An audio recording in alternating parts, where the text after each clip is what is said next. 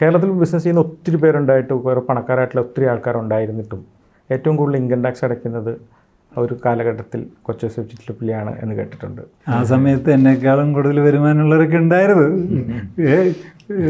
പക്ഷെ അവർ കൃത്യമായിട്ട് അക്കൗണ്ട് ചെയ്യുന്നില്ല, കൃത്യമായിട്ട് ടാക്സ് അടയ്ക്കാത്ത കാരണം കൊണ്ടായിരിക്കാം ഞാനതിനകത്ത് ഒന്നാമതായത്. കാരണം എനിക്കിത്രയേ ഉള്ളൂ, അതായത് എനിക്കൊരാളുടെ മുന്നിൽ തലകുനിക്കാൻ വയ്യ, എനിക്ക് എൻ്റെ അഭിമാനം കഴിഞ്ഞിട്ടുള്ള കാര്യമുള്ളൂ. അപ്പോൾ ഗവൺമെൻറ്റിന് കൊടുക്കുക, കൃത്യമായിട്ട് കണക്കും കാര്യങ്ങളും കൃത്യമായിരിക്കണം. നമ്മൾ ഈ പറഞ്ഞ മാതിരി അൺഅക്കൗണ്ടഡ് മണിയൊക്കെ ഹാൻഡിൽ ചെയ്യാൻ തുടങ്ങിയ മാനേജർമാർ നമ്മളെ പറ്റിക്കില്ലേ? അത്രയും സംഭവങ്ങൾ നടന്നിരിക്കുന്നത് അല്ലേ?